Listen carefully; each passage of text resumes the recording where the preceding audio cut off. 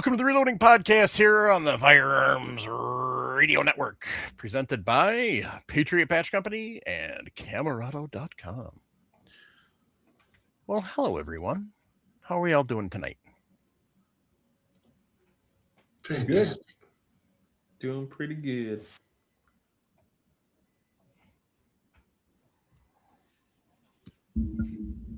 Huh. I was reaching for my gaming headphones where the volume control is. Because you guys are quiet. That's better. So.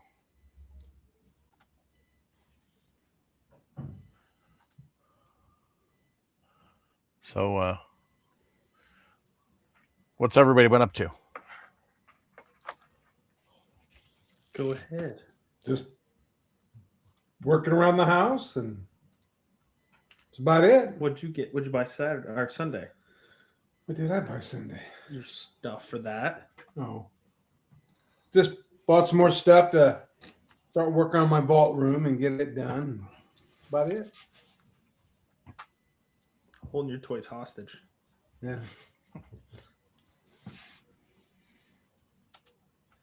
What have you been up to? What do you buy? I'm trying to remember what I bought in the last week.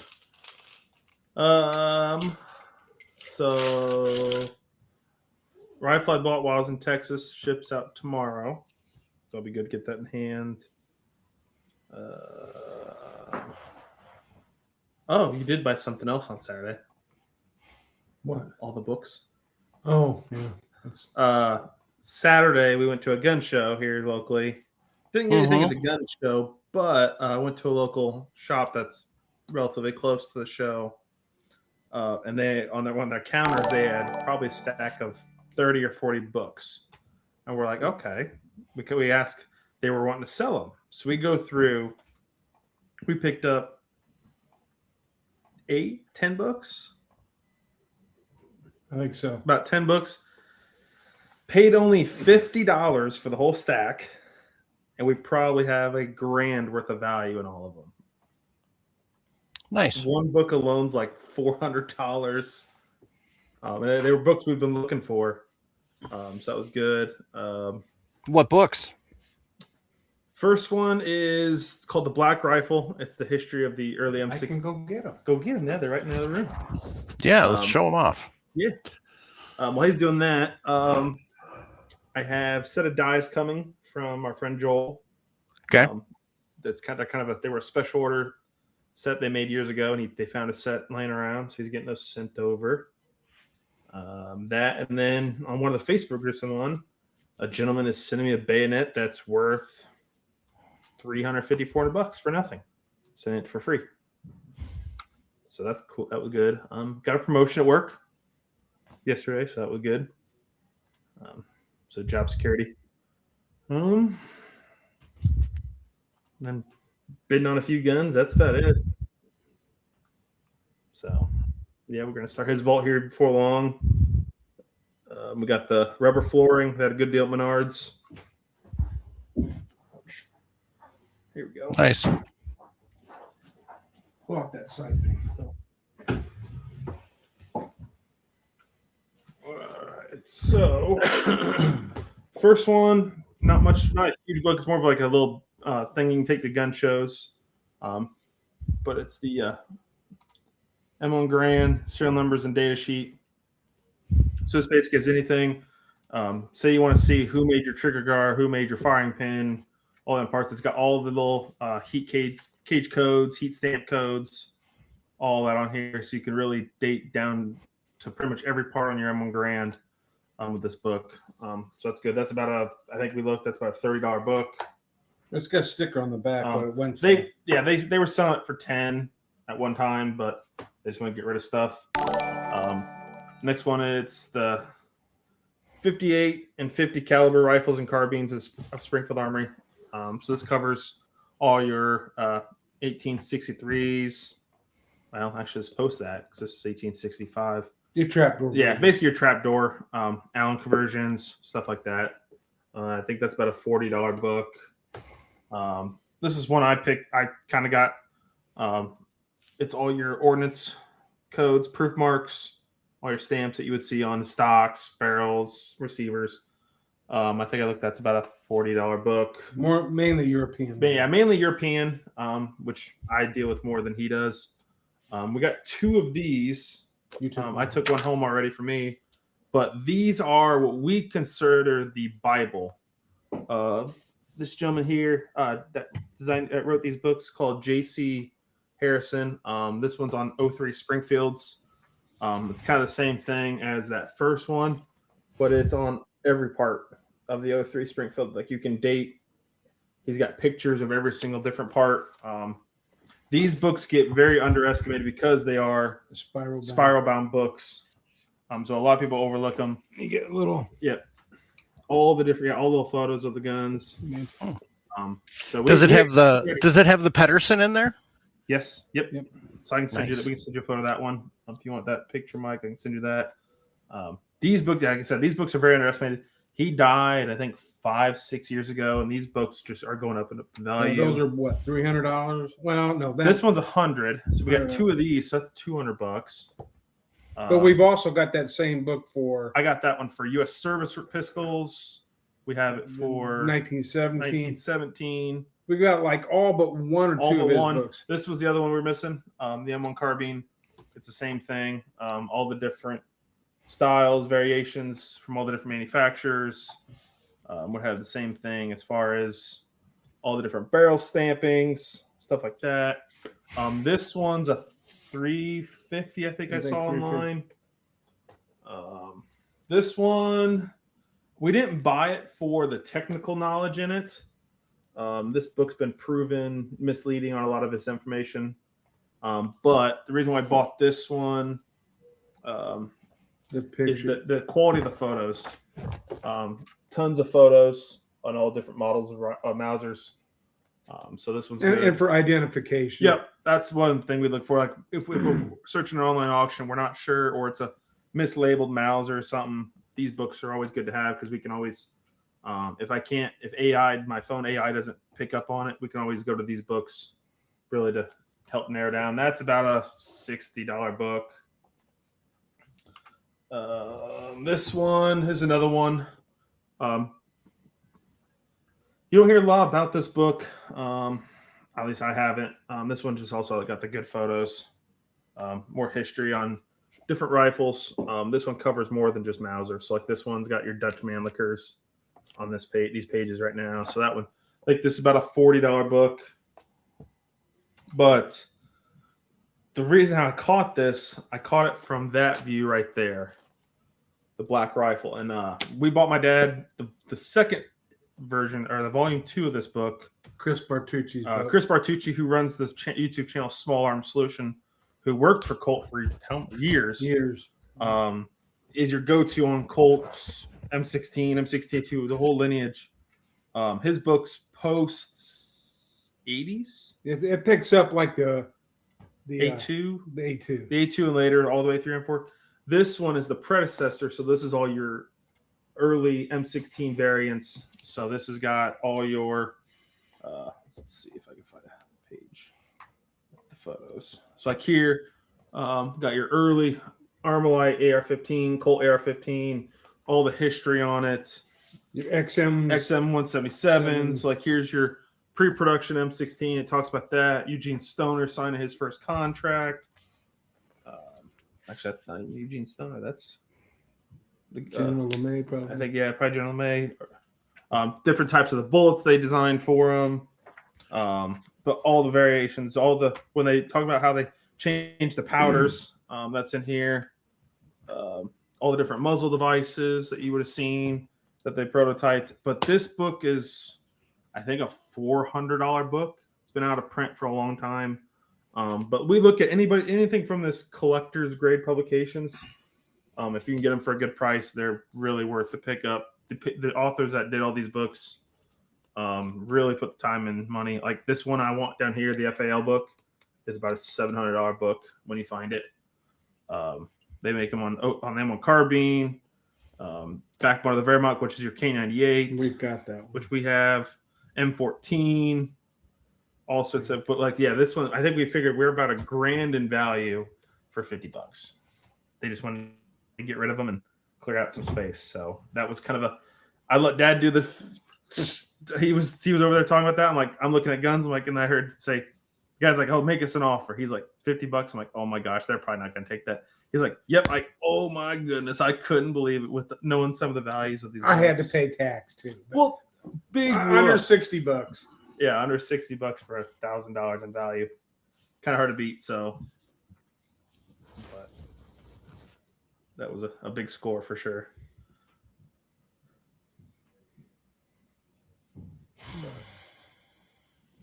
Yeah, and that's why we buy these for all the technical data. Because there's times I want to just sit and kind of learn, like especially the Harrison books. If I have say one of a carbine I'm looking at down in the vault, I want to learn everything about it. I can just pull this book out, look at the barrel date, okay, yep, or barrel manufacturer. I could tell, okay, say I think what's the one is it called a Rockola barrel. I can look Rockola barrel, okay. Yeah, it has a date, but it might be they might have changed their stamping in July of that year from a thinner stamp to a deeper stamp. So this book covers all of that. It's literally ADHD of just the M1 carbine in this book. If there's something you want to know about the M1 carbine, it is in this book. So that's why we call those the Bibles of technical manuals. So the only one we're missing is who's the author? JC, I think it's James Charles. What's his? He has his full name in here. He just goes by JC Harrison. So, but he was at Oklahoma City. But yeah, this book was print 2004. So I think it was shortly thereafter that. All of his books demand a high price. High price, and like they're all the spiral bound style, but they are. At one time, this book sold for $35. This little carbine one, but it's got anything you want to know, and some of and especially on the 03 book, some of the rare, like the Ramrod 03, which they only made, I think 2,000 or so of those, and then most of those got converted to regular 03s later on. So he has information on that, which are impossible to find, and so that's good on that, but. Yeah, those are some of our favorite books to look at. So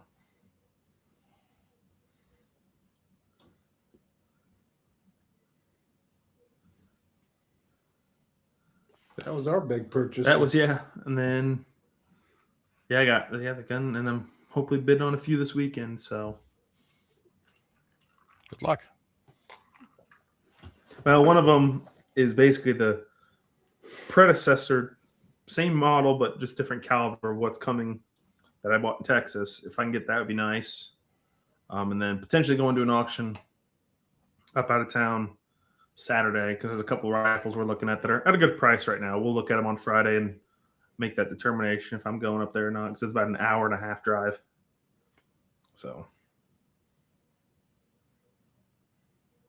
but that's really about it on our end. Alrighty. Ken, how about you? Anything?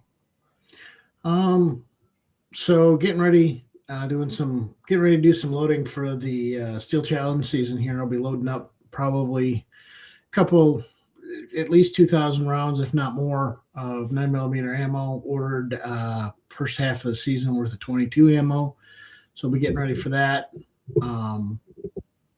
Stuff like that. So I'm locked in for 3 majors this year, so planning that out. Also hoping to, but not expecting to, I'd like to take a class with Hayes Customs down in Texas. They do 2011 double stack 1911, 2011 high-end stuff, but I don't know if the funds are going to be there for that class this year, so might have to wait until next year. Yeah. When are you going to know on that? I have to know for Thursday, so it's probably not likely going to happen. It's about $800. It's $8,500 for the class plus travel.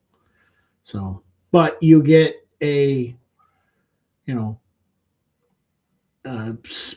$7,000 pistol. So really, the class pays for the pistol and you get to learn how to learn the tricky points of doing it. Most of the mill work's done ahead of time as far as that goes, but like you're filing down, you're seating the barrel, you're doing all that fun stuff. Oh, nice. So, and you're getting a pistol that's worth the class. So, yeah. What pistol was it again? I missed that part. Hayes. Oh, yeah. So, yeah, those aren't cheap. nope. They start at like 6, I think. I don't remember. I know that somebody was talking about one once, and I looked it up. But yep.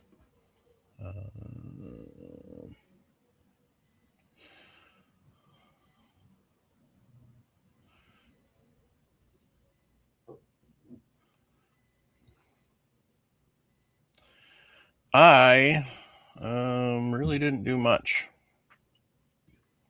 honestly. Busy week here doing other things, so. But you reminded me to go check Range Ready Studios to see if they had anything coming up. So they often have a class where you do the class and then you get a firearm as part of it, depending on the training class. So there's a couple of them out there. This is the only one that does a custom 2011. Most of the classes for building like the 1911s are all you build a 1911, right? And there's not a lot of customization. This, I think you can, you can give them the information ahead of time. And I don't know for sure, but I think if you want some lightning cuts or like slide porting, definitely they do barrel porting ahead of time if you're going to have a ported barrel, stuff like that. So I think there's some flexibility in what you can do. But even if it's just a standard, everybody gets basically this exact same pistol coming out. The class is worth it just to take the class. Yeah. So knowledge you wouldn't normally get anywhere. So no. And so Hayes comes from Clark. So Clark Customs, which if for anybody who doesn't know, is based out of Louisiana. Jerry Michelick's Kay Michelick's father and uncle, I believe, ran that. They taught so Hayes and I think it's his brother run Hayes Custom out of Texas, and they basically are continuing the family tradition. They've got their own thing. I don't know if Clark Custom is still going, but I know that they're the only two family members that are actually currently working in. Yeah, Clark Custom Guns is still going. But I don't know if I don't think it's ran by the family. It's not I think it is, because Tom Gresham was good friends with them also. And so he talked about Clark Custom Guns a lot on the show. And he was talking about Lena just put out a video and she was talking about it, and she was mentioning that Hayes is her only family members that are currently doing it. So it may be still ran by people who were trained. People that work for them that are running Clark Custom, but I'm not sure. So let's find out. Yeah. But I know her grandfather and uncle, I don't believe, are running the business anymore. No. Jim just passed away last year, 2 years ago. So.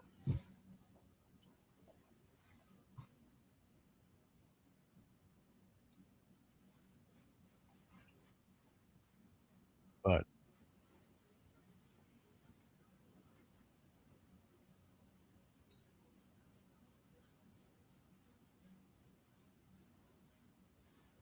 No, but he's got some pretty good videos out there of that are worth watching and pretty enjoyable. When he goes through like a complete build, he's building a complete 2011 out of a Damascus setup, and it turns out to be a gorgeous pistol. He goes through the process and kind of quickly shows you. I mean, it's enough that a fool would go, "Oh, well, I know how to do it now," right? And then Right. quickly learn that, oh, he made that look really easy, and it's not quite so easy. Yeah, exactly.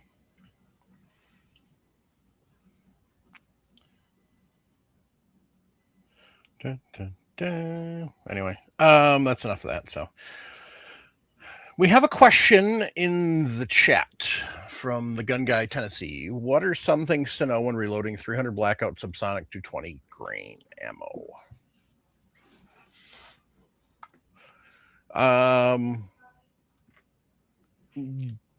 The biggest thing is going to be your powder choice.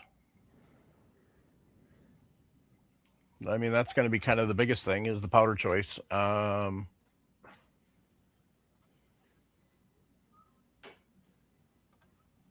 Do you have a powder? I guess the question is, do you have a powder that you plan on doing, or are you kind of looking?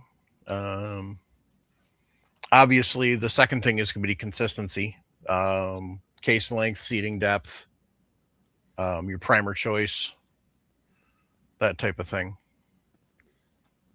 So I know the new Hornady manual, which is the 12th edition? Yeah. The 12th edition has subsonic load or 220 grain. It's 225 grain for 300 blackout, but that gets you close. Where was it? I lost it. 300 blackout. 225 grain. Yeah, they got 900 feet per second load data. So To give you what gun they're running? They're running out of AR-15, 6-inch barrel, 1.75 twist. The suppressed? They don't say. They just say Smith Wesson AR-15, 6-inch, 1.75 twist, Hornady, Winchester small rifle. That's what they say.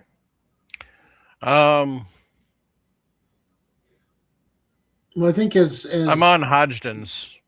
Ray kind of mentioned, They also say take into account if you're shooting suppressed. 80 works best for subsonic loads while still cycling the action. Is what's in the description. They don't give you a charge, but the other thing you're going to want to know is what twist rate you're shooting it down. Yep. So if you do that, looks like that's got that. So looks like there's quite a few different powders out there you can use. Fortunate thing about 300 blackout, the pressure isn't as high as other cartridges. No, and when you're running subsonic, I'm looking 21.3 is the biggest pressure. Yeah, 23. So you're gonna be safe no matter. 23,000 on low gun. Yeah. So, but I mean, you're still talking moving these at over 1,000 feet per second. Mm-hmm. Any one of these powders. They've got IMR 4198, H 4198, Accurate LT30, CFE Black, A1680 from Accurate, A5744 from Accurate, IMR 4227, which I have. Accurate number 11 FS, Winchester 296, and of course, since you have 296, that means you also have Hodgdon 110. Yep, or H110. Most common powder right now to find for all those, really. And then low gun. So those are that's for the round nose. And then if you're looking at hollow point boat tails, they only recommend 4 accurate powders. So on the Hornady manual, they got the boat tail point and ELD match. The ones they're showing bullet wise. What that? They got accurate number 9, little gun, 2400, H110, and Winchester 296, Vidivori N110, IMR 4227, Vidivori N120, accurate 5744, and accurate 1680. Okay. So, but they were saying in their description just that the following data was shot for velocities functioning in AR-15. They did find that 1680 accurate works best for subsonic loads while still cycling the action. Excuse me. If that kind of gives some insight. So one of the things is for the hollow point boat tails they list the Sierra hollow points boat tail super match kings, looks like SMK, I think. For the accurate powders, they say to use a Winchester primer. For everything else, a Remington primer. Yeah. This is one thing I remember when I was building mine 300 blackout. When you're using a carbine linked gas system on a barrel shorter than 10 inches, you can lead to failure to cycle issues, particularly when using subsonic ammo. Yeah. So you got to consider barrel length and gas system when running subsonics. Okay. So I know when I get my 30 cal cane will be paid off probably in a month or so. Yeah. Of course, then the jail time happens. My go-to is gonna try to get something close to the 200 grain Jail time. Beloit. Well, that's however long it takes. I was at the shop last week, and they said they're seeing them anywhere from 5 days to a month is what they're seeing on Form 4s. But I'm gonna try to get. I'm gonna shoot the SMB 200 grain, the one that's got the blue label on the side, is the goal to try to make it reliable with that, and then try to get a load that's close to that hand load wise is my goal, because that's what pretty much a lot of guys are using is that Southern Beloit tactical 200 grain. I think it's 200 grain, but because that's the most common you see, plus it's one of the better ones that's affordable.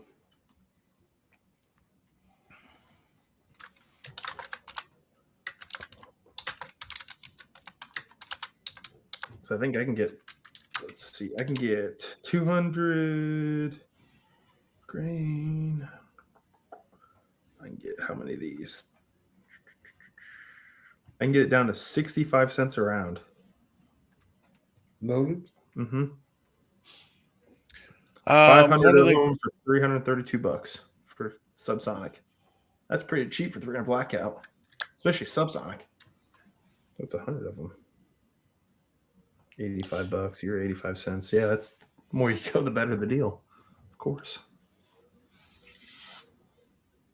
So one of the guys from Discord said he was under the impression that 300 blackout was designed to run pistol length no matter what gas system. Yeah, shorter the barrel, you're going to want run pistol length gas. I think like my 7.5 inch is a pistol length gas. Yeah, I think because the plan for mine is going to be I think it's a 7.5 or 8.5 inch barrel. Right now it's got I think maybe it's 8.5 with a 7-inch handguard. Yeah. Plan is once I get the can of thread on or mount on, I'm gonna get a longer handguard that goes over it, so it'll be kind of a hidden can. So that's and I think it's a 8.5 inch barrel with a pistol. I think pretty much anything. If you buy a pistol, pistol barrel or pistol or SBR 300 blackout, it's gonna have a pistol link gas. Yeah, the early ones they a lot of carbine link gases. True. Well, what's on your 60-inch 300 blackout? It's pistol. Pistol. Okay. I think anymore that's standard.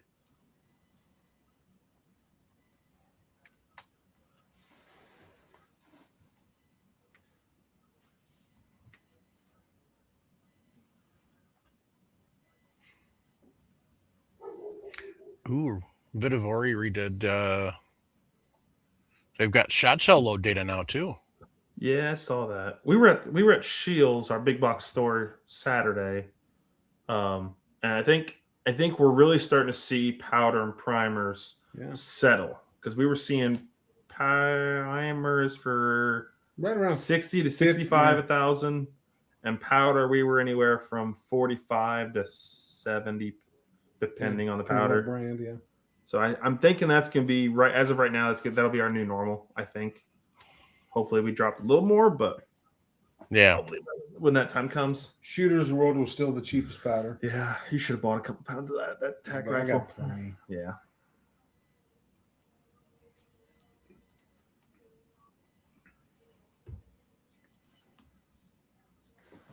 I was seeing some primers out there as low as like 45. So yeah, and then unfortunately you got to pay hazmat unless they're doing the free hazmat, and then that's the time to buy at that point.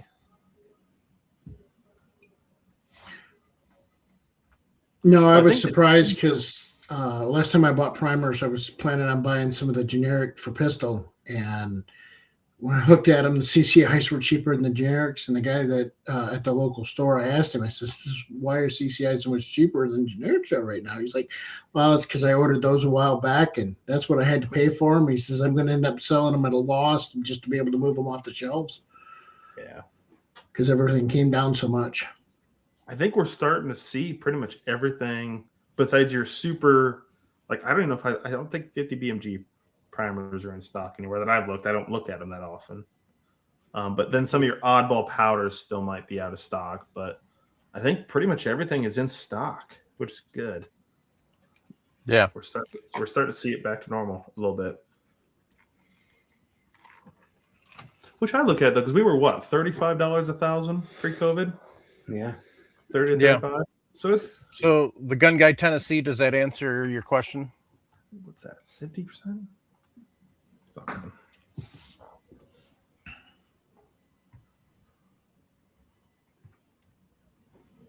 Yeah, it was about 35, and then It's your not too bad. premium What, 15 match bucks, were 15, 20 bucks 45. more? Which So wasn't too bad.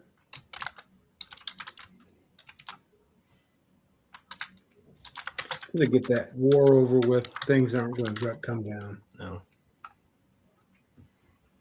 yeah. Woodman I think, 8261 said he saw Unique. I'm seeing a lot more Alliance stuff on the shelf, that's the big one. I was shocked to see. We saw Red Dot. Yeah, I was like, oh my goodness. I saw Red Dot and Green Dot on the shelf. I was like, holy cow. I haven't seen Red Dot in probably 5 years. Well, they actually stopped making Red Dot for a while Mm-hmm. before everything kicked off in COVID. Yeah. Well, there for quite a while, Alliant wasn't selling to consumers. Mm-hmm. So obviously that's changed because I've seen it. I've seen not necessarily in the stores, but I have seen it where people are getting it. Fortunately, I've got for what I would have needed. I actually have the local store that we have here does a pretty good job of keeping stuff in stock, and I think he does a really good job of pre-ordering a lot of extras. So that way, when we get those dips when stuff isn't as available, he's really good at having it. So. Holy cow. Midway USA has number 35 CCIs in stock. Holy cow. What would you use number 35s for? That's 50 BMG. Okay.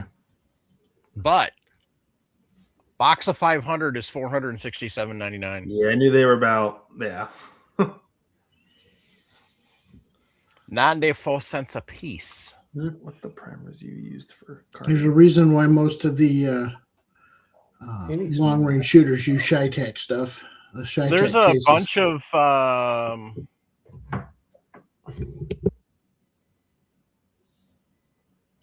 bunch of places are showing that they have the CCIs in stock.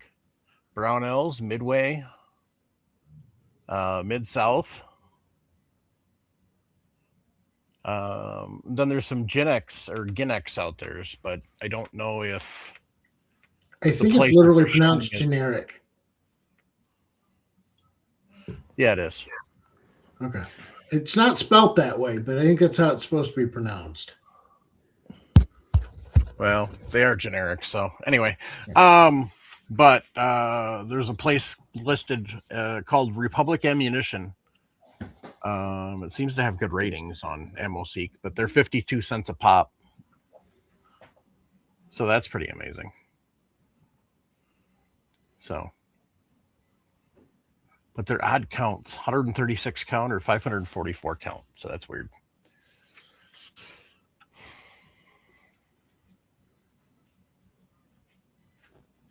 So yeah, even 50 cal primers are out there. I want to find the person that made those stupid questions pop, the age question pop up. I want to find out who put that into that stupid law and punch them in the balls. Yep, it's annoying. Or- Every like 2 seconds. Or they're if going it's away. female, kick them in the clam because I'm an equal opportunity abuser. When it You comes you to want to that. know the interesting thing is I'm pretty sure it's a California only law, so everybody just follows it. So Andy 79Z28 said Republic Ammunition is a good company. A friend of mine works there. That's good enough for me. Oh, and they take Sezzle. There you go. So if you need to buy those primers, you can buy them on a payment plan. With the price of them, you probably would. But obviously, if you're loading for a 50 BMG, you're probably not really concerned about expendable income. Yeah, no. So anyway.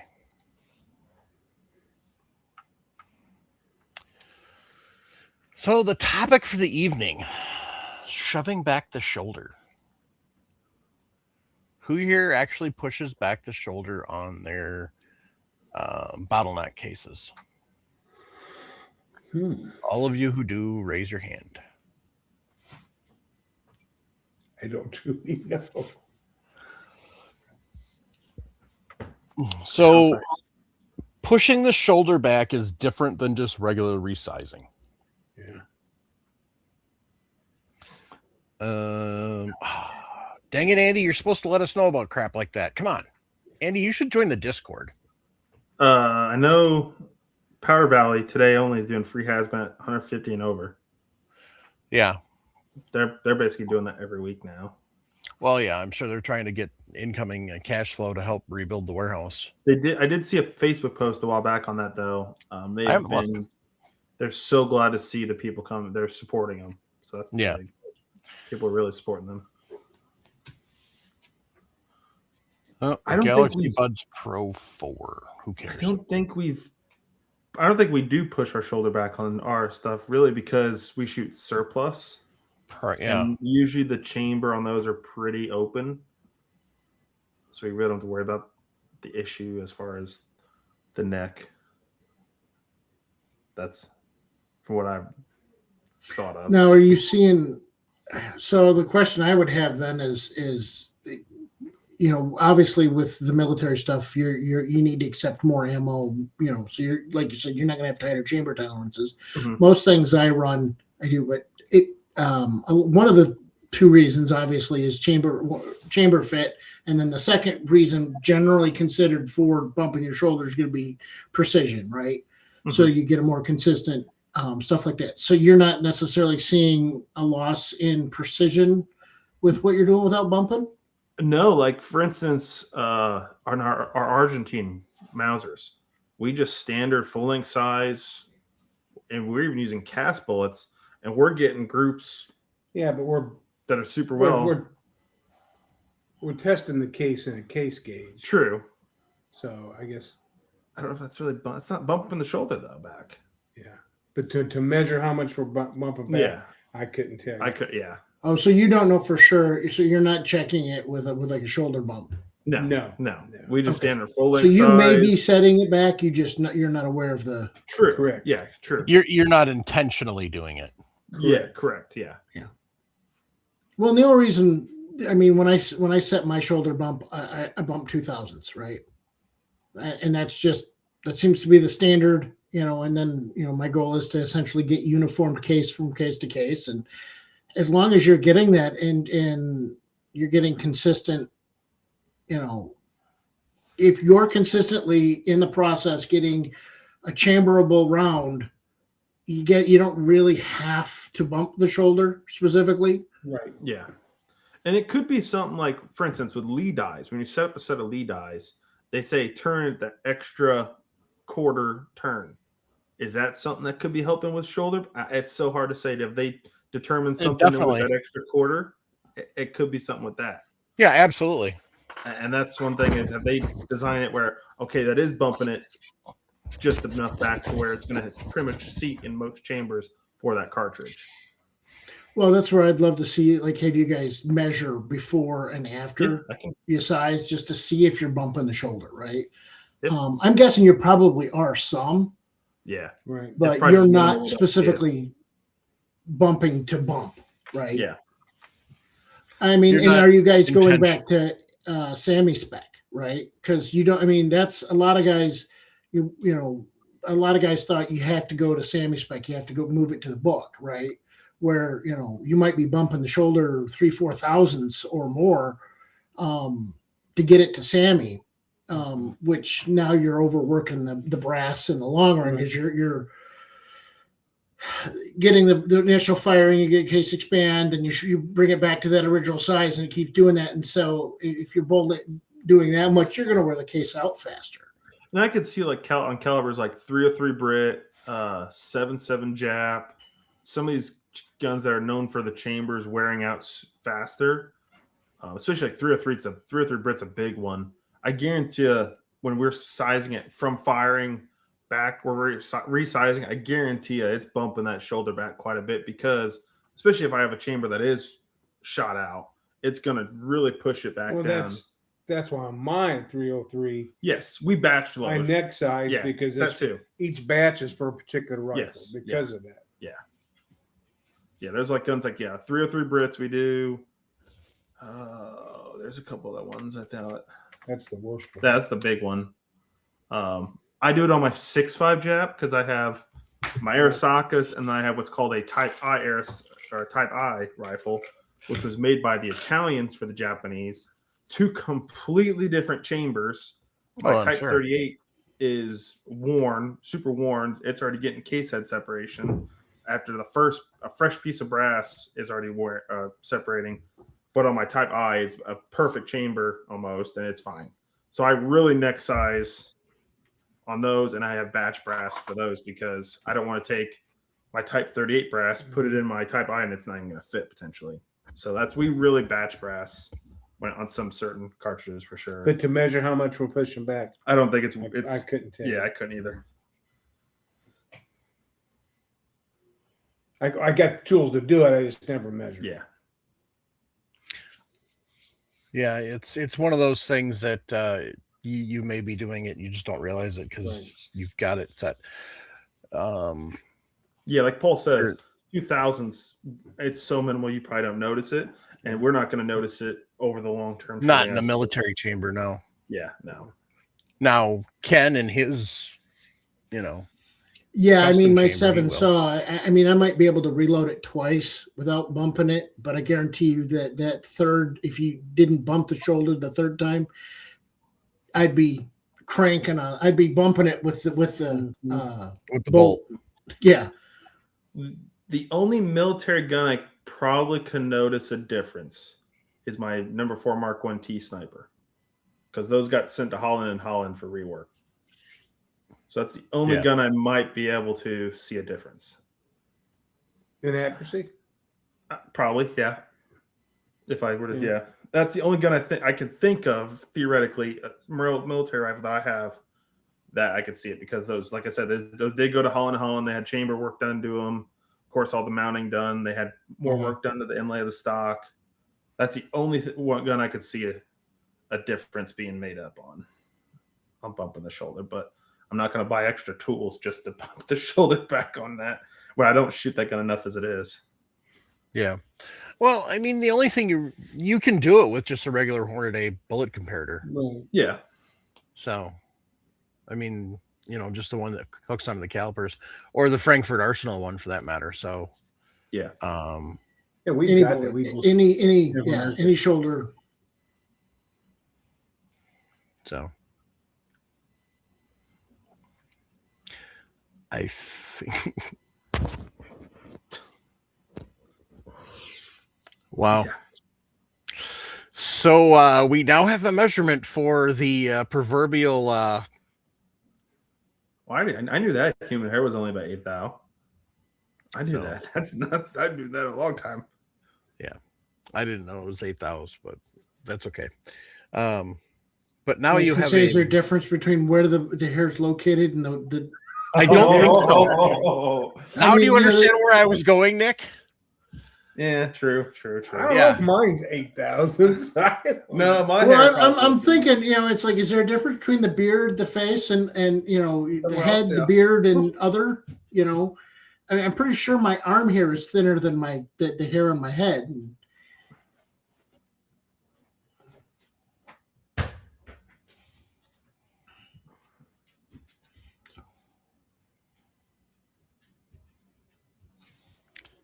Yeah.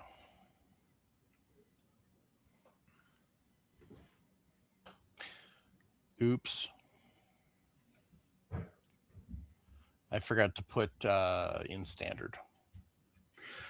So, other than like with Nick and Ray, who don't specifically measure shoulder bump, right?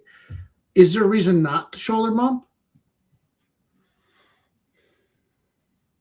I mean, obviously you can overdo it, right? Where you're overworking the brass Absolutely. or something like that. But is there a reason not to shoulder bump? That would be No, I don't. If especially, like I said, I don't do it, so I don't know theoretically. This is kind of a probably maybe a dumb question. Probably not really. Does it prolong brass life? Is it one of those things? Additionally, like annealing can prolong brass life. Is bumping the shoulder can it prolong it, or is it kind of take down brass life? That's a kind of come You're from working the brass, so it would definitely, if you're not annealing, it would shorten the brass life yeah. because you're work hardening it. Gotcha. yeah, but yes and no. You're going to have other parts fail as long as you're not overdoing it and going to Sammy spec like every time, Mhm. right?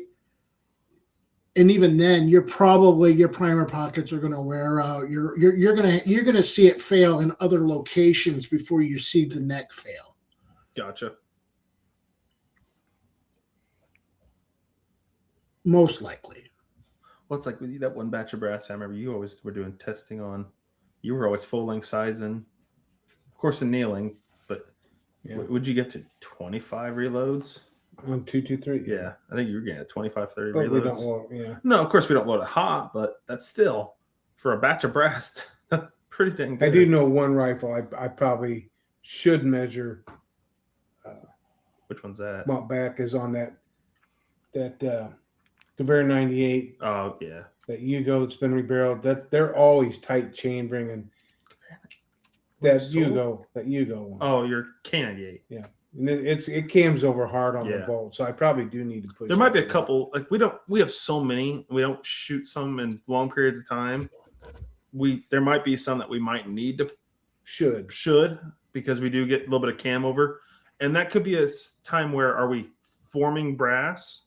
So when you're forming brass or fire forming brass, you're going to have that same cam over. I've shot box ammo Yeah. out of that. And And that it's could the be same one. And it just depends on the gun. And I think we have so many different ones and so many different calibers. It's hard to remember. Okay, if I have 6 guns and 7.7 jab. Okay, wait, is it this one or is it this one that I get the cam over on?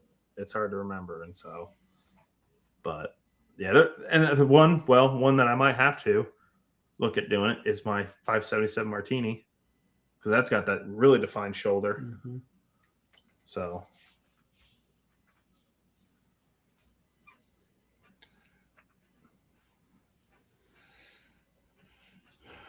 Yeah. Shoulder angle also, plays a degree in it.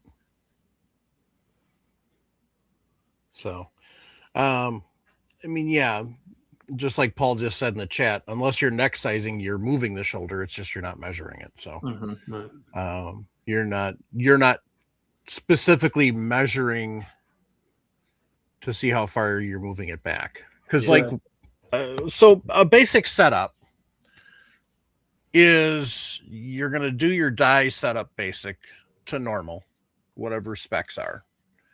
And then what you're going to do is you're going to measure that brass. And then what you want to do is see where that's at. Theoretically, you would have measured it before you sized it, but you're looking to see if you're moving the shoulder back, but you're also, now I'm all confused. Anyway,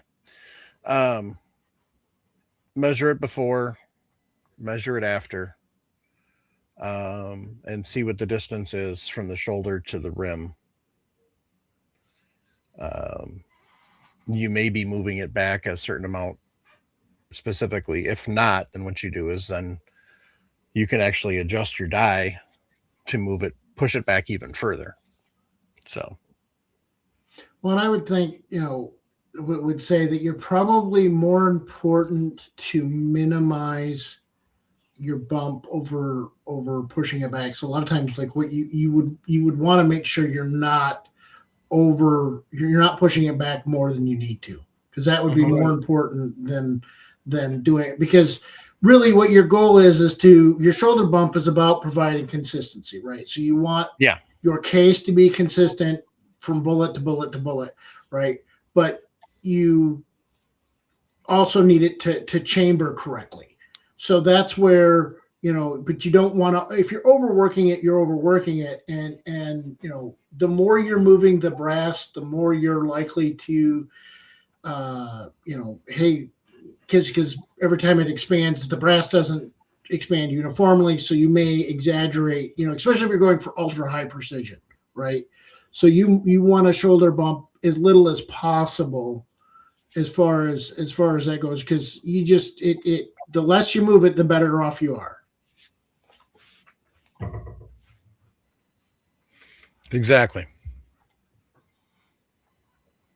Because just like everything else, you're still retardating the brass, so you don't want to. What the heck? Did I get banned from typing in our chat? No, I'm seeing messages come up from you. Yeah, because it just disappeared on my screen. Weird. Maybe it's taking it out so I don't see it. I don't know. Whatever. No, actually, I'm not seeing you on the actual broadcast on the YouTube. Yeah, because I'm not seeing. It's only because it's only showing responses for. Looks like Discord and Facebook.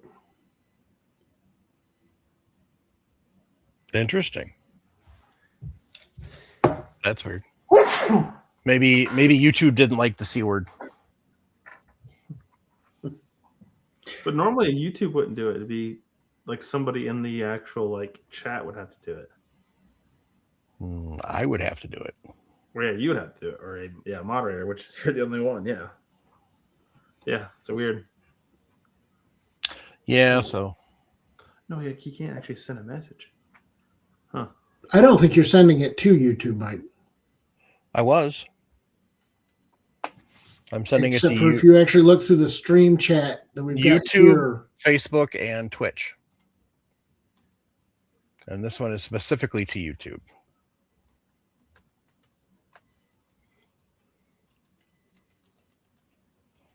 Yeah, like the one where you said the words. It only shows the Facebook and Twitch message. Huh. And that's all. Even the one before that, when you were saying thanks, it's only showing Facebook and Twitch. Huh. Weird, because now the YouTube one's showing up, but I did just specifically YouTube. Weird. Very.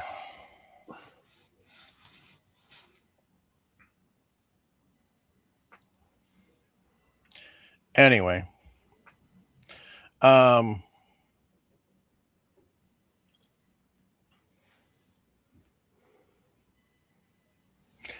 so Andy says what he measures is what it is out of the rifle, then bump it 1 to 2 thousandths. And that's standard for anybody that's doing it is 1 to 2 thousandths. Usually, I think most of everything I've ever seen recommended is 2 thousandths, and that's including guys that are shooting like F class and stuff like that. Now I don't know the process for reloading with the guys that do bench rest.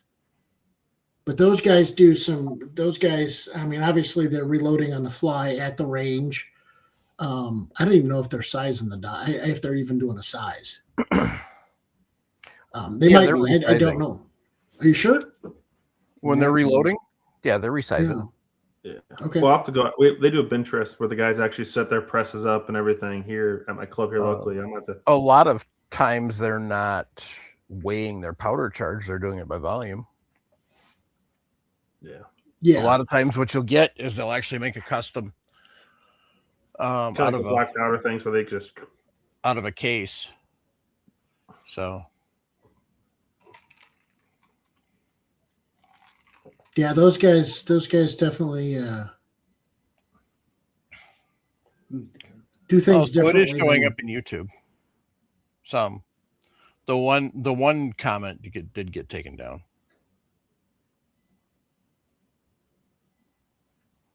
So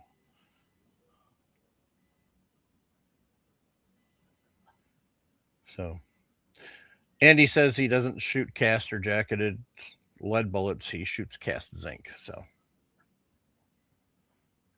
oh, good grief. That's cold.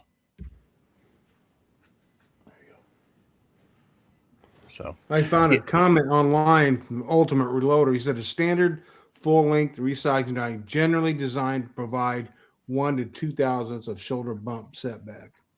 That's for a bolt action, right? And slightly more, anywhere from 2 to 4 for a semi-auto. mm-hmm. So I'm sure we are getting we're just pushback. Yeah. We just don't know how We don't- much. Yeah.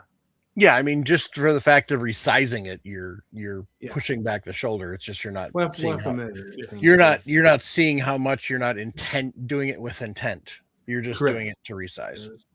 Yeah. We'll measure next time. Yep.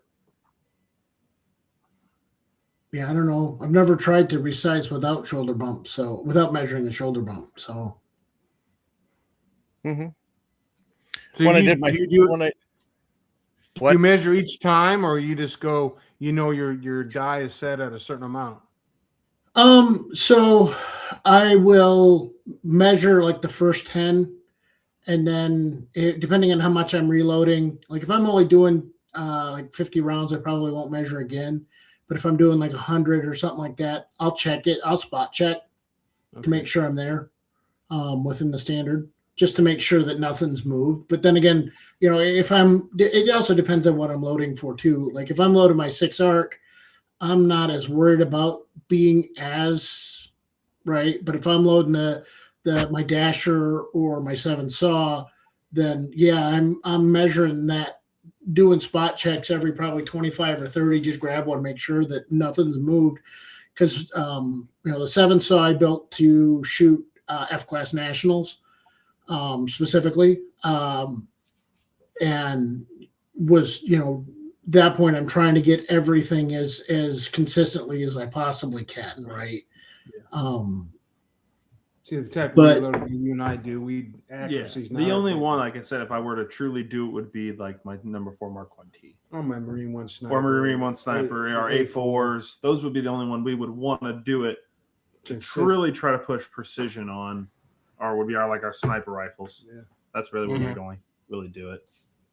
Even though it's still a military chamber, it's still not going to be. But you're going to want the accuracy, there. Absolutely, it's not like your 7 the saw. consistency. Yeah. Yeah, with like my 6 arc, I'm okay with the fact that it shoots. I mean, like a 3-shot group consistently, I can put it under 3/4 of a minute easily, right? Yeah. In fact, most of them are close to a half. Now, when I get to 5, it tends to jump up to closer to like 3/4 to a minute. Sometimes it'll sneak above that, and that's fine, right? But with the dasher or the 7 saw, realistically, I want a 5-shot group well under a minute if possible, Yeah. and most likely a half minute or better. Typically, my hunting ammo, I'm not intentionally pushing the shoulder back. But my precision ammo, or as close to I get, I am intentionally pushing the shoulder back. So, and I've actually done it where I've resized them, just straight resize, and then I've gone back and actually pushed the shoulder back. We'll have to do that when we load for our snipers. Mm-hmm. So we'll have to, once we get yours done, we'll load some Mod 6 up and go shoot those, and so we'll do that. I haven't reloaded in quite a while since this move. Yeah. Get on it.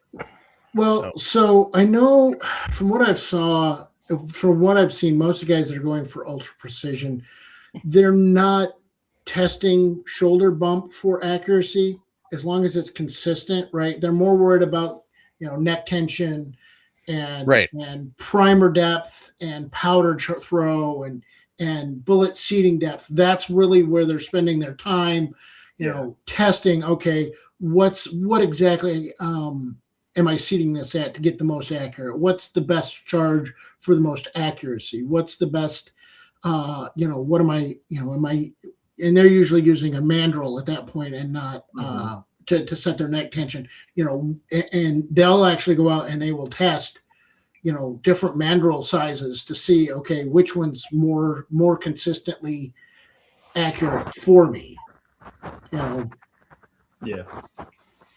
Yeah, And I know go crazy on it. We'll just check it, see, okay, yeah, we did get say 2000s bump by just regular full length sizing. I would say if you're bumping much more than 2000s consistently for like especially bolt actions, you might be overdoing it. But even at 3000s, I doubt it. It's the guys that are pushing it back to true Sammy spec every time that might start seeing issues with work hardening. Yeah, and especially we run good quality dies. I run mainly RCBS. I have a few set of Lees, and I have Redding dies. So I'm your main go-to dies. So you're gonna get your standard setback. Depends on what you crank down on that die setting it up. True, that's another one too. Yeah, and we truly don't know. Yeah. Yeah, and I think everything I'm running is either Redding or RCBS, and most of it's Redding. So yeah, I just happened to rerun a couple of Redding die sets because I got them cheap at a gun show or an auction. I try to stick with one manufacturer of dies, and right now it's RCBS.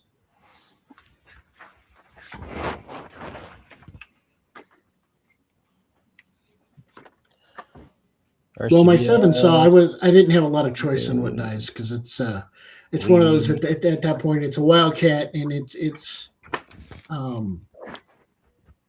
West Texas, West Texas. I can't remember what it is, but they're the guy that designed it's the primary place to go to find what you need. And I thought I was going to be stuck with Hornady dies for a long time when I was getting ready to build the gun out, and then they Redding made dies for it. So, and he had them on the website. And I'm like, oh, okay. Yeah. That's like, I might have to order a set of Redding dies. It's one of their special order cartridges, but it's only through through certain dealers. And Precision Reloading happens to be one of the main dealers that can get this set of dies. So I might have to, fortunately, bite the bullet. $162 down the drain on dies. Well, I know that the Redding dies were twice the price than the Hornadies, but I didn't. It wasn't even I'm like, okay, yeah, that's fine. Yeah. Now I do use some Hornady dies for pistol reloading. And that's where I think where the Hornady dies really shine is on pistol reloading. Yeah, of all their dies.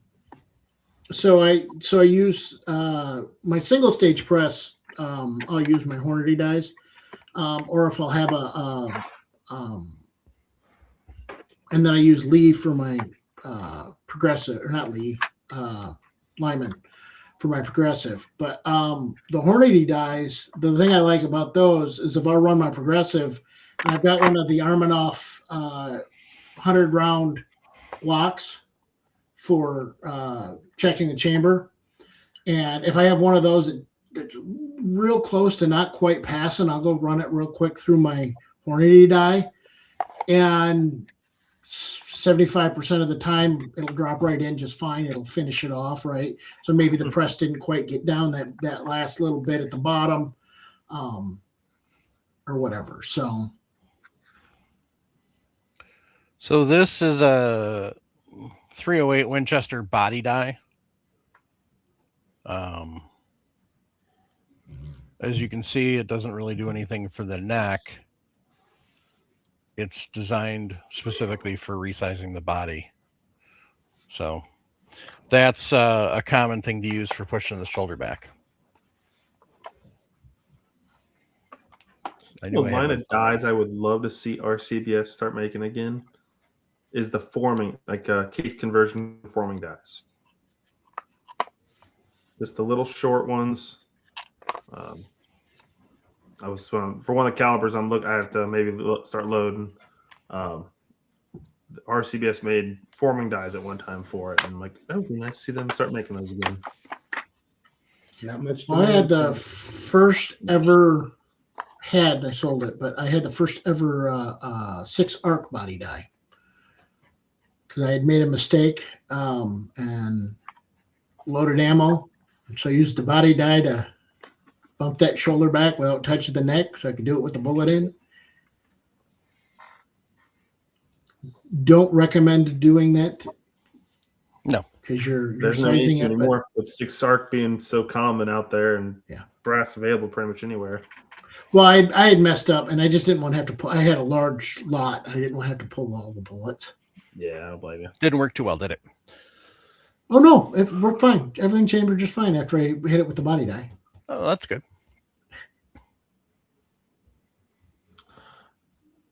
Kind of off topic. I was watching a video the other night on YouTube. Yeah. And guy make his mistakes in shooting and reloading. And a guy was he was starting to anneal, learn how to kneel and everything for forming like a Wildcat cartridge or whatever. So he was using pre-primed brass. Oh yeah. And he's holding it and twisting it while using a torch. How's that consistent? Thank you. That's your first problem. Second of all, the primer went off Oh, and it lodged the primer in his finger. Mm-hmm. I'm like, ow. I didn't realize. So I didn't realize the guy was holding and twisted, but I think I saw that. Yeah, I don't want to say the My channel. question is I'm not gonna how say the channel. burnt are the feeling, the nerves in the end of his finger to be able to hold the brass while doing it? Because he was wearing a glove. He was wearing a glove. Oh, okay. But still, I'm like, I don't know if I would do that. No. No. Obviously, do it with he found out the unprimed hard way. brass. It's not a good idea. Or I wouldn't do it with brass that had been fired that hadn't been deprimed. So That's yeah. I mean, you I could, like, but just do deprime, slowly deprime it, put it in the primer shoot thing, and dump it in a box. So you have well, it. if we bought pre-primed brass, I wouldn't even annealed. I'd just check the length. And He maybe was trim. forming the brass into something else. No, I would have shot it first. No, I would Or have just deprime it. deprimed it slowly, put it into your little primer arm, and Mhm. put that in a bucket so you have the primer, Yeah. and then just reprime. That's what I would have done. You're taking the time of taking one brass, forming it to something else. You can go slow Well, enough. that's a topic for another day. We're using primers that you've already pushed out on the anvil. We've all done it. We've all but done it, yeah. Yes, we have. But most of us did it back when primers were very hard to get. So that was kind of a last case scenario. You don't want to open a new primer box. I haven't done enough reloading to be that to need to do that. But Well, I just didn't want to get it on the only box and like, okay, I can just slowly push this one out. I had a piece of brass that I was loading on a progressive, and I'm not mentioning the name, but I no longer have it. And it kinked just a little bit in the shell holder, and so when the powder came down to fill the powder, it literally ripped the neck. So that one I deprimed. I've actually deprimed a couple. I deprimed a 308 case just to prove it could be done. Somebody didn't believe me that you could do it, so I did a video call with him and deprimed it while I was talking to him without any issues. It helped. I got a whole bunch of primed brass. Many years ago, there was a friend of We Like Shooting that had his own ammo company, JCAA. Well, when they shut everything down, I bought all of their primed 308 brass. I don't remember the name of the company that the brass is from, but it was one of the better ones at the time. And so I just grabbed one of those to show that. But the one that I crushed was a 380. So I deprimed that as well because I wanted that primer back. Speaking of buying primed brass, American Reloading has a lot of times they'll have availability of prime brass. Sometimes it's mixed stamp. A lot of it's Norma stuff. So it's like Norma cases with primers automatically in it, and their prices. I mean, if you can't buy range found brass and put primers in it for what they're charging you for the. I mean, it's on par. So Nice. it's one of those things that it's a pretty good deal for what it is. American Reloading. I would have bought. Springs. I actually had some money with me specifically when I was down at the Indiana State Championship last year. And I knew they were going to be there. I would have bought pretty much all of their 9mm brass, but they'd already sold out. They're like, well, we only brought one bag of it. I'm like, And they're semi-local to me. They're in KC. yeah.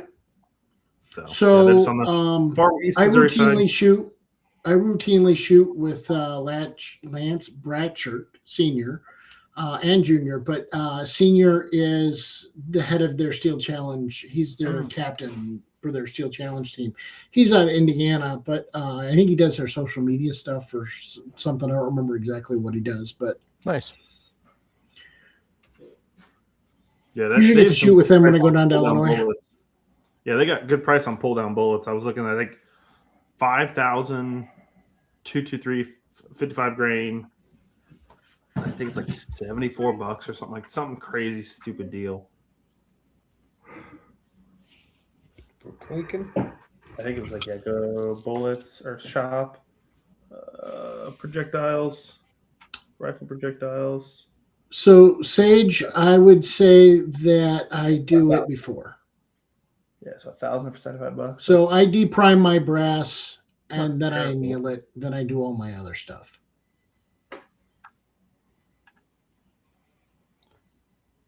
You say you anneal before you size? Yeah. Yeah, I do too. that's the only way to go, because you really want to you're basically taking that brass either from a virgin state or from once fired. You're basically taking the metallurgy of the brass, smoothing or like basically loosening it up, like you kind of like rubbing its shoulders, or you're softening it, and then you're work hardening it back when you go through your die. So that's the best way to think about it with your hands or mentally. So Yep. So before. yeah, before. Yep.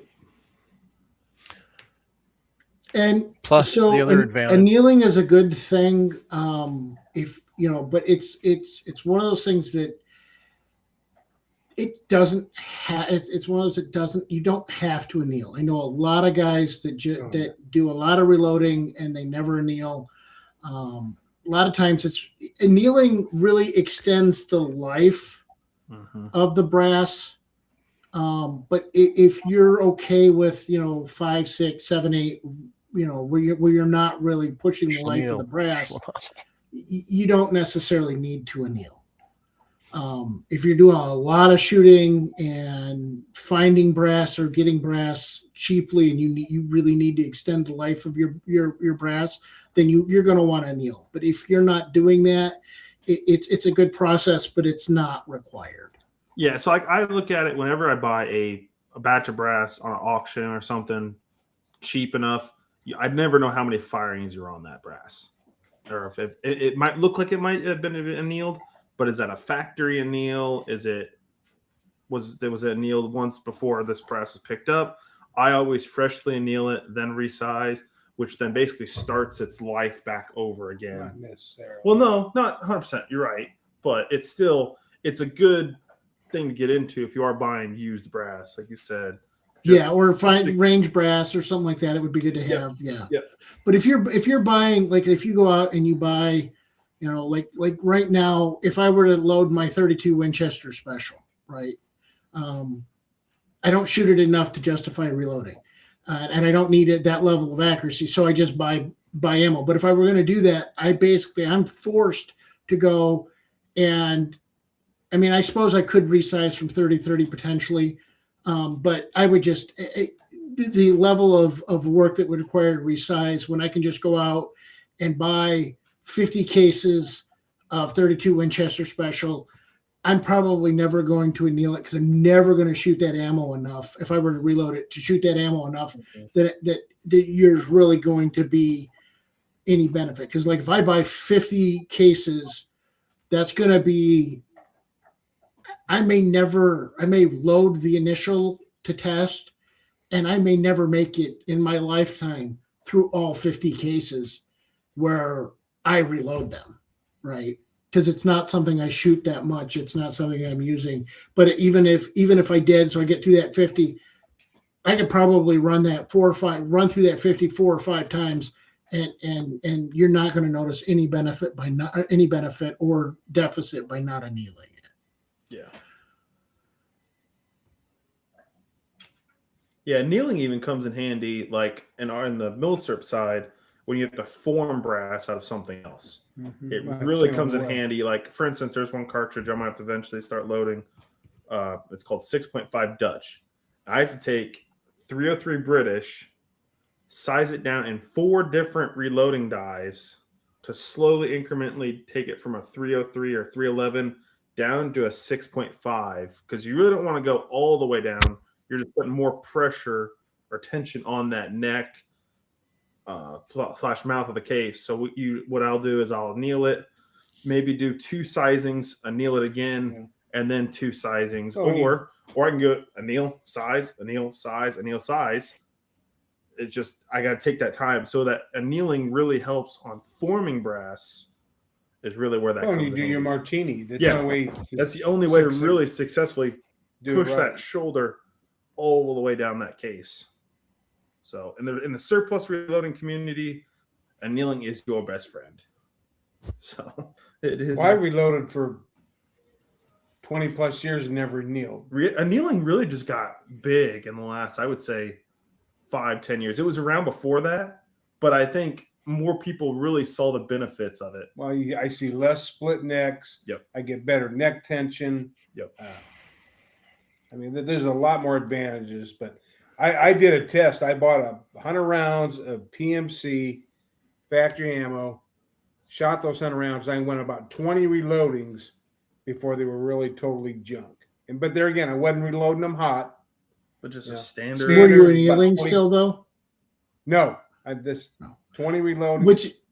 So you would have likely, if you were annealing, you might have gotten 40 or 50. Still using that brass probably. Probably. If anything, Yeah. your primer pocket would have worn out probably before anything. Right. Yeah. And I think that's the biggest thing. If they could figure out the primer pocket issue with the cartridge, like there's the 2 issues with like 224 Valkyrie, the primer pocket issue and the bullet separation. Well, But supposedly that's making a comeback. 30 carbine. You'll wear the primer pockets out before you wear the brass out. Yeah, that'll be the big Well, one, that's where I think we're gonna be real happy with like the SIG 227 Fury. Yeah. I think though that if that can make it, and I know there's guys out there that have gotten their hands on it and they are sizing that for they are wildcatting it or using those cases, but right now they're just it's not available for us to really truly test out and stuff like that. But American Reloading's got it in stock. There's 5 boxes at the local store. Anybody want it? is that the actual with the actual steel stuff? Yeah. Okay, the steel base.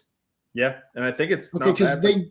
Box of 20 is only like $30. They have it cheap. Who's this? Okay, because I thought that the SIG stuff that was on the consumer market was all brass. The way to tell is the label on the box. I think the all brass is a white writing. I think the one with the metal bottom or rim is, I think, yellow. I could be wrong. Yeah, because I hadn't looked for it. I hadn't looked at for specifically, but I know for like my 7 Saw, my problem is I was having issues with primer pockets because I'm loading hot, right? I'm trying to take a 180 grain bullet and throw it out of and try to compete with the large primer cases that everybody's running like a 6.5 284, a 284, or most of them are 284s, or the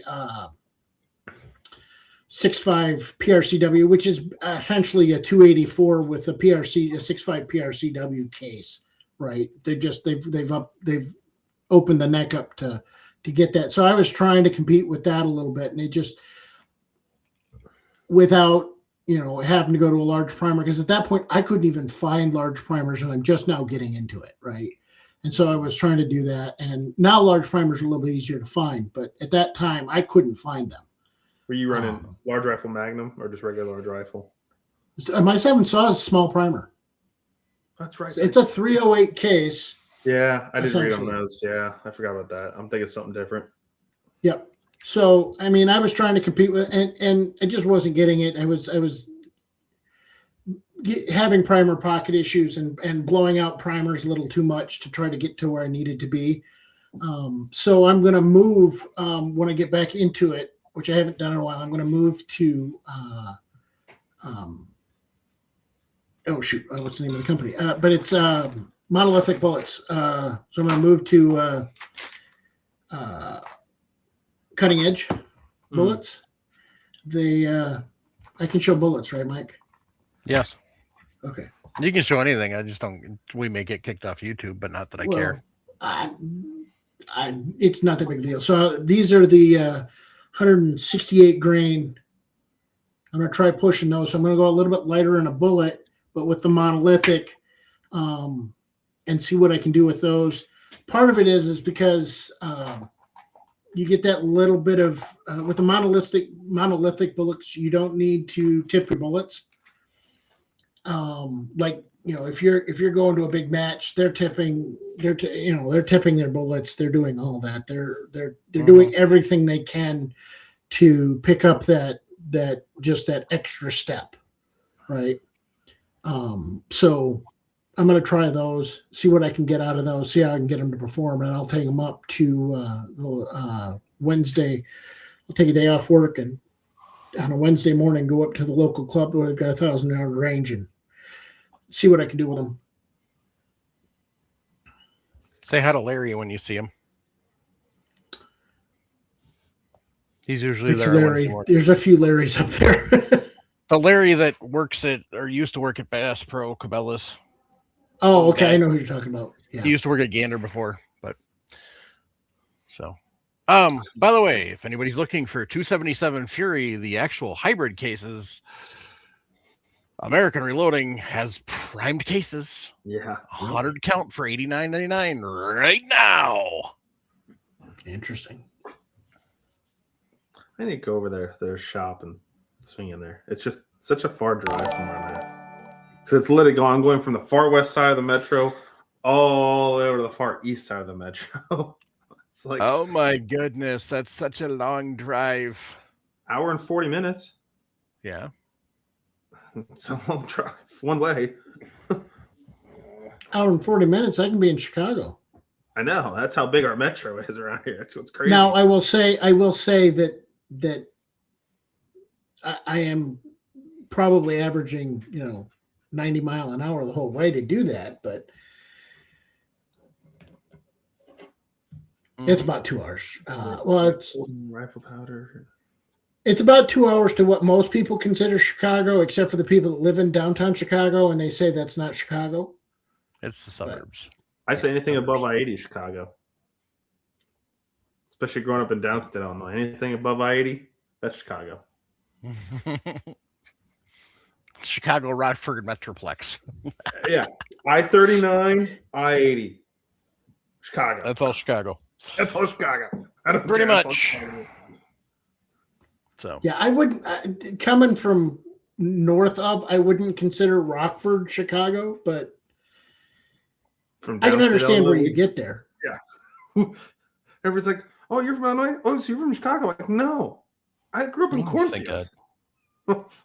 No, I'm not from Chicago. We had names for Chicago.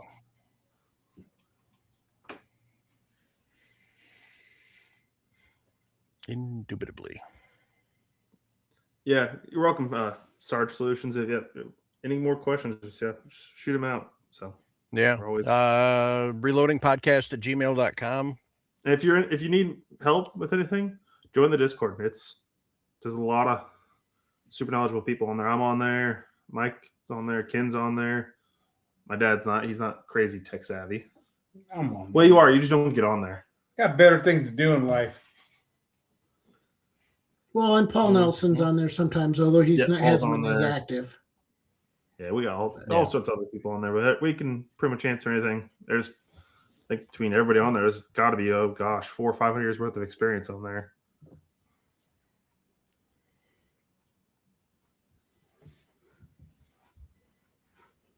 Jeff Daniels is on there. Yeah, I don't know if he's still in the chat or not, but we got a wide variety of people that load different things, which is nice too. So that's the big thing. Different levels of reload. Yep.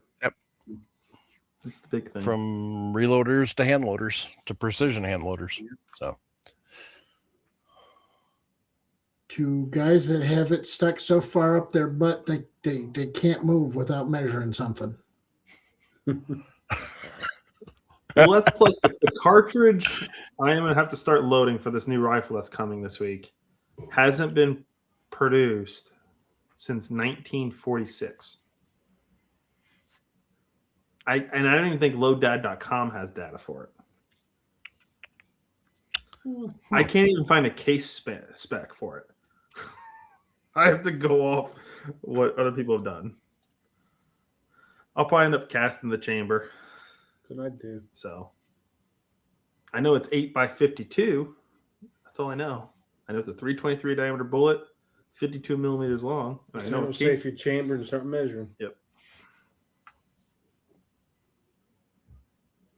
But if I can get this other one Friday, that brass is easy to form. And You're never What? gonna get married. what caliber is that again? So the one that's coming this week is 8x52R Siamese.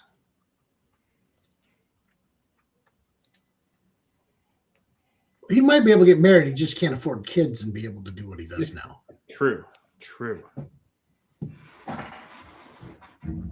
I gotta get them while they're still affordable. Sorry, your search has produced no results. There ain't nothing out there.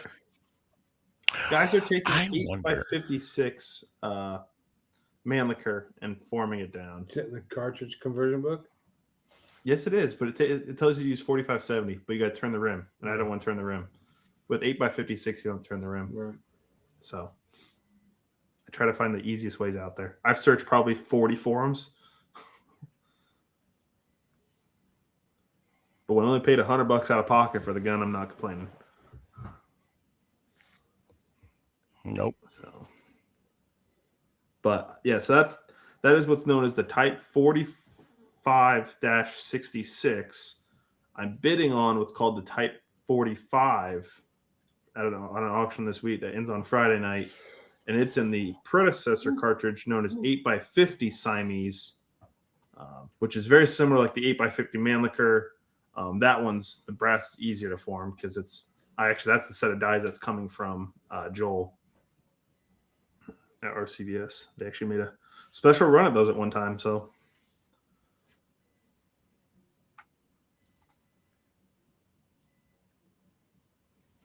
but that one has, I think, load data out there. I think I found it somewhere.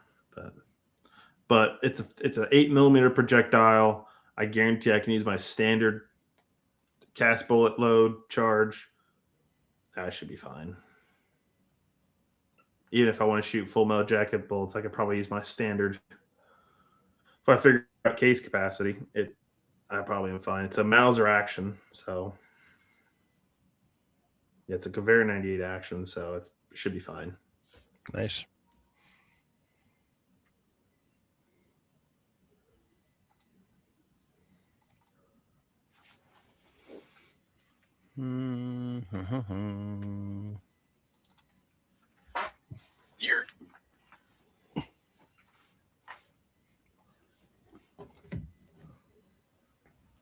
Come on.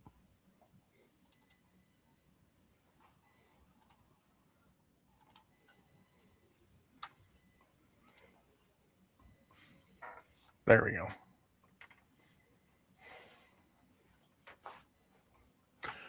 There we go.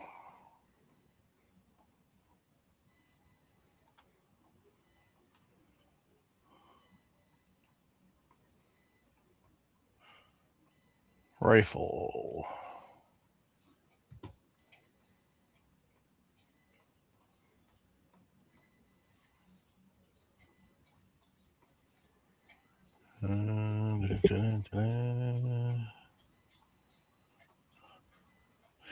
Eight by 57, 8 odd 6, 8 by 68 S Magnum, and 8 Remington Magnum.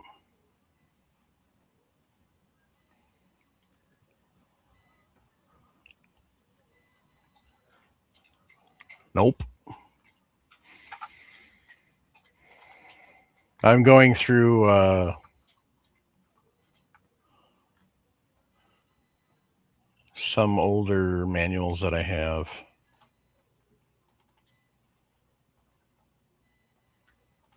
To see if anything says anything at all about it.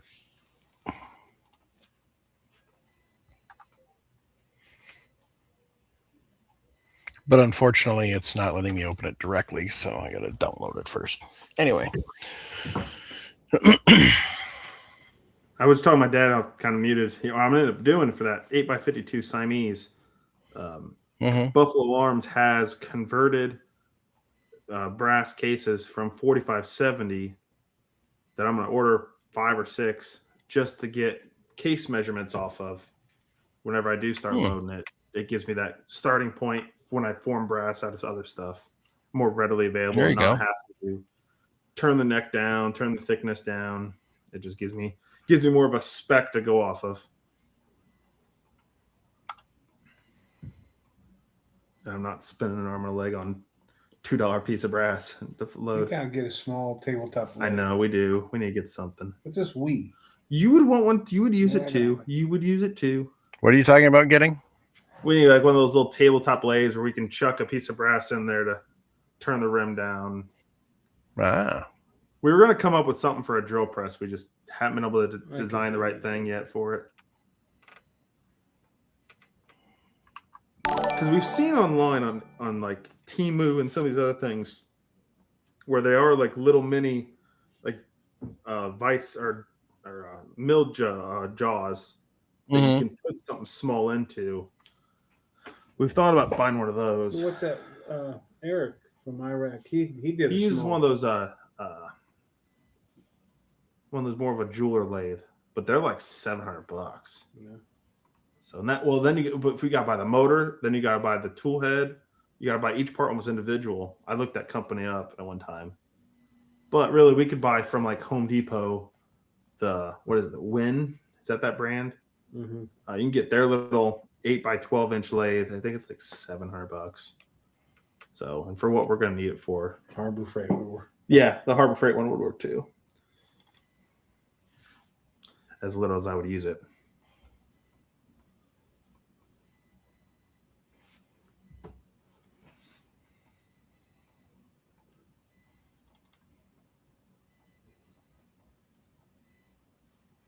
Oh, that's that. So, yeah, I'm not seeing anything in any of the stuff I got. So, no, I knew there wasn't. I've done research because I had some older manuals, so that's what I was looking at. Well, that's what loaddad.com should be good for because they download all the manuals into loaddad.com, but they don't even have anything that I could find. Which it's crazy. I'm still getting that discounted price from years ago from that Cowlet SHOT Show. Nice. I don't even think she works there anymore. I don't think she worked there after giving us that discount. She gave you the discount. She didn't give anybody else. Did it not work? I thought we got a... Huh. It only worked for you. Weird.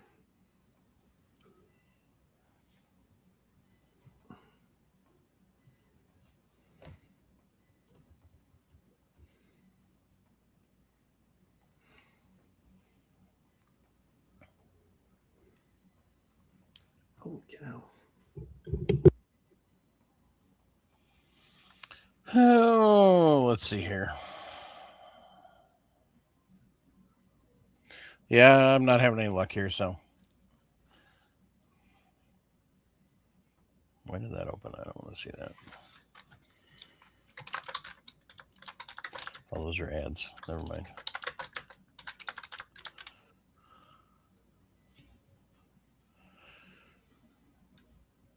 So, looks like they use 762 by 54R in this one article I found. Yeah, it's either 54R or 8x56 Hungarian. Hungarian. Yeah, those are the two. With you don't have to turn the rim or anything. So those give me my first two, and I have plenty of that brass. So that was good to see. Well, there's a company called Ammunition Artifacts that makes brass online, and he uses 8x56. So I saw that, and then that's when I started doing the rabbit hole dive. And I just sent you a link to the article I just found. Okay, so. Perfect. I probably already read it, but thanks. Probably have it, but you never know. So, anyway, yeah, so it'd be interesting if anybody has any load date out there for it in an old manual or something. Let us know. But yeah, I saw that one. But yep, thanks though. Yep. Anyway, gang. So I want to take time to talk about Patriot Patch Company. This is the patch of the month for February. You complete me. So you've got your patch, your sticker, and your original drawing. And then on the back, it has some of the previous patch of the month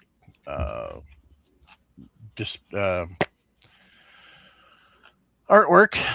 So you can kind of get an idea of what the previous one's been. So if you want to become a Patch of the Month Club member and support the podcast, you can go to firearmsradio.net/category/podcast/reloading-2 and click on support, bright red button. And that'll take you to our Patreon because I don't have anybody else at the current second. I've looked at a couple. Somebody had suggested Square, but Square started cracking down on firearms related stuff too, even if you've got it in the name. So once I mentioned Reloading Podcast, they said, no, we're not going to take care of you. So there's that. If you want to get cool swag that says Reloading Podcast on it, like this tumbler or the shirts we wear occasionally, you can go to firearmsradio.net/category/podcast/reloading-2 and click on the merch button. It's black right at the top of the page, and that'll take you over to Southern Gales Crafts, who is the fine company that produces all that stuff for us. So check those out. If you're looking for camouflage, whether it's for the city or the country, go to camerado.com. Check out the offerings they got there. They got some serious camouflage. They got some fun camouflage. Give them a check out. And you can use coupon code RELOAD to save 5%. So, I want to take time to thank all of our Patreons. And thank everybody that tunes into the show weekly. Anybody got any shout-outs? I want to shout out Ken for joining us again. And for Ray joining us again. So, on that note, keep your brass shiny. Jump on the Millstirp short bus. Teach them shoot and reload when they're young. Take somebody to the range. Even if it's just yourself. Yeah. But better yet, take somebody with you. Yeah, I might go Friday. We're supposed to be 56 on Friday. So, but it'll be the state range. So, I don't know. We'll see. Well, let me know. Depends on what I get done at home for working on my lawnmower and stuff. So I got to replace the fuel pump on my lawnmower. Yay. I hate smelling like gas, so boo. All right, gang. Support the Second Amendment. and support all of those who support the Second Amendment. For those of you who don't know, California has decided, in their infinite wisdom, or lack thereof, as the case may be, to go after the catalog and people related to the catalog in court. So they filed a lawsuit in civil court against the catalog and a few people that were either directly involved or not directly involved with the catalog. That includes Matt LaRosiere. That includes Ivan. He's a big 3D printer. I don't remember his last name, but and a couple others. Matt was on We Like Shooting last week, so he's talking about there. But the NRA stepped up and said, "We got you." So yeah, NRA is getting involved again. It's nice to see. But on a serious note, they are looking at, like, they filed a lawsuit for like $7.8 million per person because of the fact that these individuals provided this service, which is allowing Californians to be able to download files so they can print their own illegal firearms. So, yeah. Sure about West Virginia mm, with the GOA? I heard something about West Virginia and wanting to override the Hughes Amendment. Mm-hmm. Would make purchase by everyday citizens of post-sample, post-86 machine guns legal. Mm-hmm. Which currently it isn't. So. Yep. Well, unless you have, just Joe Blow citizen, now you got a SOT, but this would nix. Well, even if you got an SOT, you can't just straight out purchase them. There's still requirements. They have to have. True. I don't remember. Jeremy could tell you off the top of his head. I use law enforcement letter, stuff like that. Yeah. But if you, speaking of Jeremy, if you're in Northwest Ohio and you swing by River's Edge Tactical, he has a crap ton of machine guns you can shoot. So, because he is one of those lovely SOTs, and he's made a whole bunch, and he's always thinking up new ones. So, but yeah, so we'll see how that goes. I saw that. I'm excited about that if that happens. So, Lord willing, the one other thing with the California is they filed it in state court, and the way they file it, it's really hard to get it to federal court. So they purposely are doing this because they know they want to try and make it hard to appeal.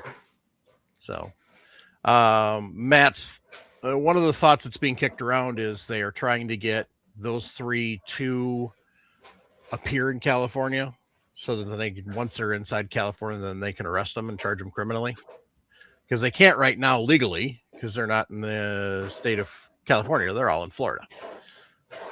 And so they're protected by the Commerce Clause currently. So, but if they happen to step foot in California, that's a whole different story. Anyway, but yeah, if GOA can, win their lawsuit and get the NFA completely abolished, that would be a good step. And then somebody needs to go after GCA, and then so on and so forth. So pray for our brothers and sisters up in Minnesota. They got theirs getting ready to get voted on their assault weapons ban. Elections have consequences, kids. Yep. So, so make sure you're supporting Second Amendment organizations. Make sure you're paying attention to who's running. Make sure you really do your homework. One of the things with the NRA being back is they are going to be doing grades, at least national. I don't know how deep they are into the states and stuff, but for the national races, they are going to have grades. So it's nice to have that back. But If we can stop them in the legislatures, we don't have to take them to court. When you take somebody to court, it's costing us twice because we have to pay for the lawyers, whoever the case, whoever the we being whoever brings the lawsuit against the illegal law. Okay. So we're paying for the lawyers and then our taxes are paying for the government. So if we can keep that out of the courts in the first place by stopping the legislators, then we save a whole bunch of money and a whole bunch of time. So make sure you're paying attention to what's going on, what's being presented for potential bills and stuff. It's, you know, your local levels, your state levels, your national levels. If your state does not have a preemption law, make sure you push hard to get that passed. Because then the state's on the hook for going after the municipalities in a lot of the cases. So most importantly, if you're struggling, 988 or 1-800-273-8255 from a landline. If you're desperate, reach out, get some help. Walk the Talk America has some great tools if you're not in crisis. Like crisis meaning you're contemplating suicide. We need you here, folks. There's people that want you here, I guarantee it. Don't listen to the lies that nobody wants you. So thanks, folks.